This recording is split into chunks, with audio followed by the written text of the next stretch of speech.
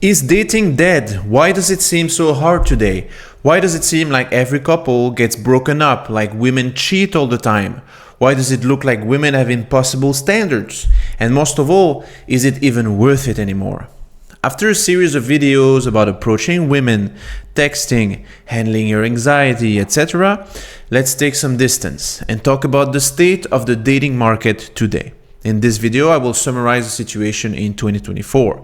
We will explore how we got there, what caused it, and then see if there is a solution, a way out, and if it's worth it. Most importantly, we will answer this question. No matter how you look, and no matter how much money or experience you have, can you get a girlfriend and have a happy long-term relationship? Let's begin.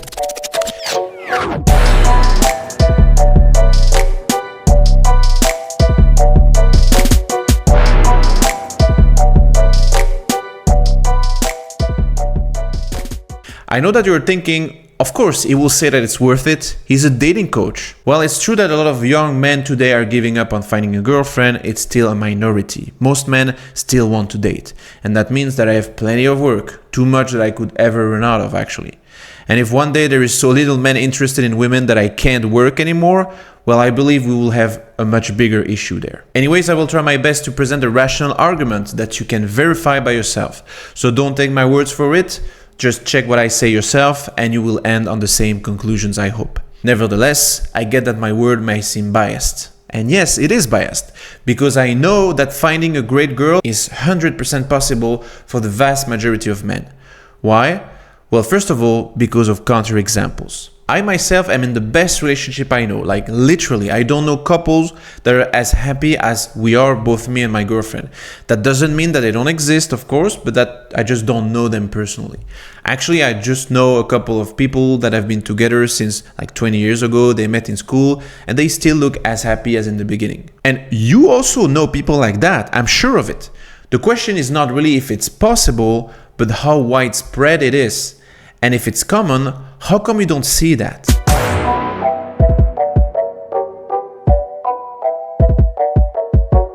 This is a piece of data that shows the percentage of people in a relationship. 70%, almost 3 out of 4 people. That in itself seems counterintuitive, right? I myself don't see that many couples. Why? Well, because those are probably home or at IKEA buying furniture. Or you just don't see them together all the time and they don't post their life on social media because they don't need to do it. Now you might say, yes, but are they happy? Well, apparently yes, pretty much, as we can see here. Even if it was only half of them that were happy, it's still 35% of people in a happy relationship.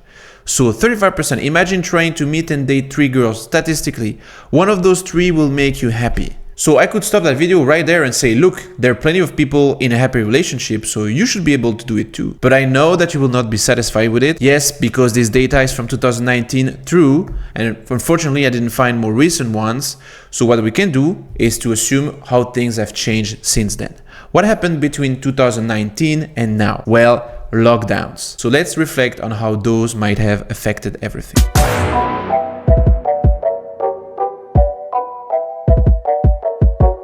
Some relationships ended. Good. That means that they were not solid in the first place.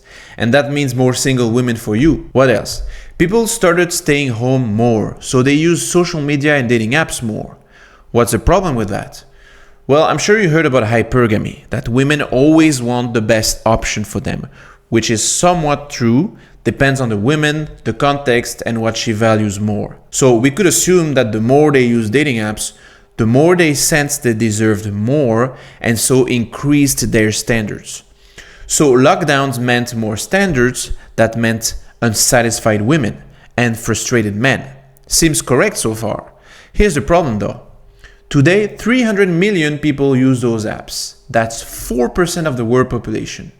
I say it again, only 4% of the world population uses dating apps. That's nothing. And on social media, yes, a lot of women use them, but how many of them are actually bombarded by DMs of attractive men?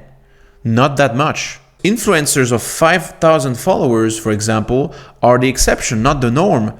So I might accept that some women did get their ego boosted and became undateable, but here you understand that it's just a minority of them. And actually, they're more likely to be the kind of women you see on the apps because they have more followers, because they post content.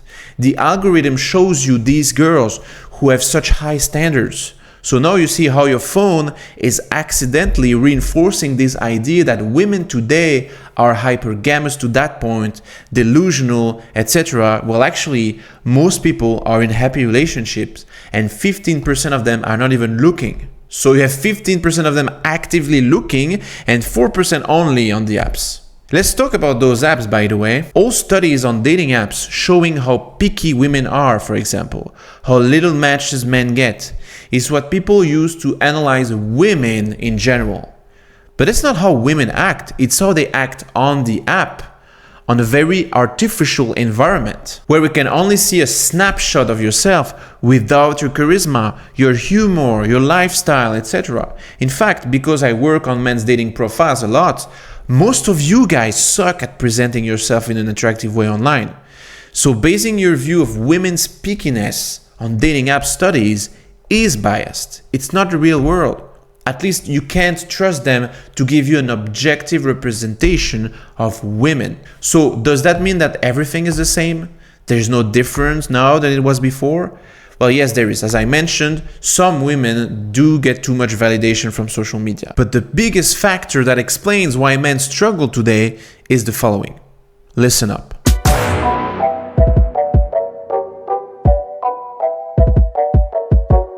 The poor got poorer and the rich richer, meaning the guys that didn't have good looks or positive experiences with women got worse with time, and the chads started to get all the women. Why? Well, first of all, no man is born with a perfect understanding of what makes him attractive. It's not explained at school, your parents don't even know exactly, and sometimes they even give you terrible advice.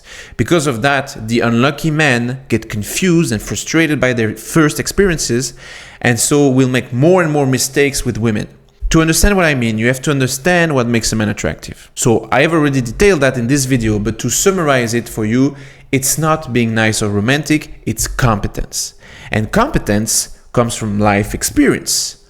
Why is that important? Because to have life experience, you need to get out of your house. You need to try difficult or new things at least. Gain knowledge, survive hardships. Why do you think women prefer older guys? Because they seem like they know how to solve problems.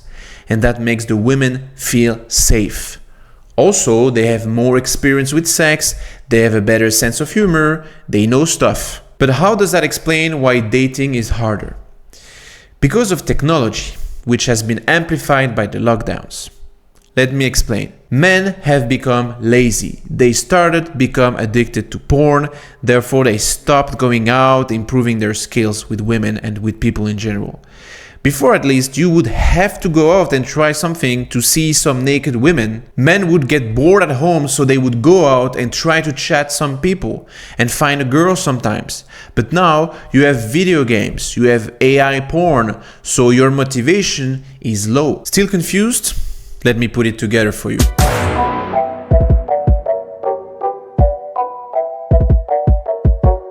Here's what happens to a lot of men, maybe you. Their first experience with women, if they have one, is negative. Either because they're ugly or because of something else. After that, they spend time at home because they're not so excited by women anymore. But they don't become more attractive. Actually, they don't even know what it looks like to be attractive because no one told them. Their personal experience started bad, but is then amplified by social media.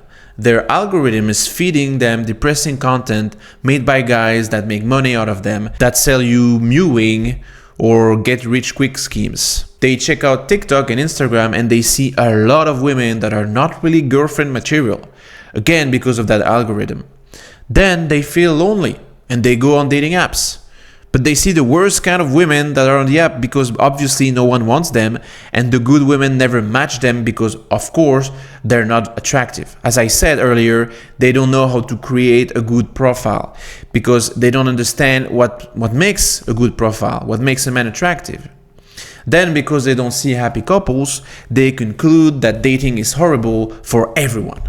Again, amplified by their social media algorithms that feeds them the same content.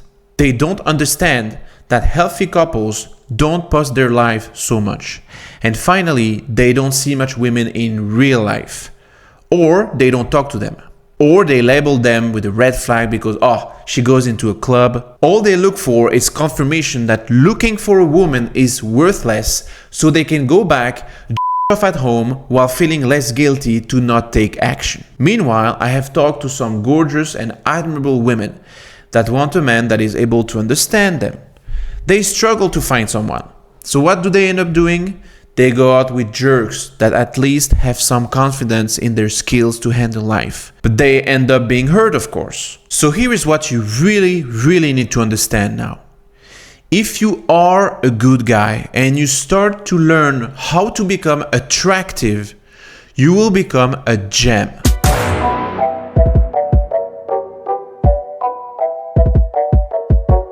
A person that is at the same time confident and competent, but also faithful and in love, that's the rarest mineral on the dating planet.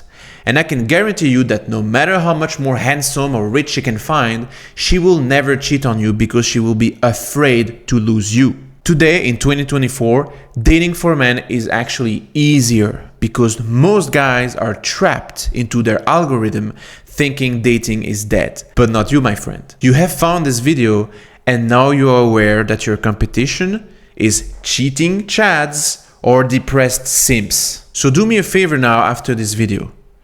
Go out in your biggest city center during busy hours and look at the couples. Get out of your bubble and see the world for what it really is. And imagine that this could be you. Thanks for watching, and I see you in the next one.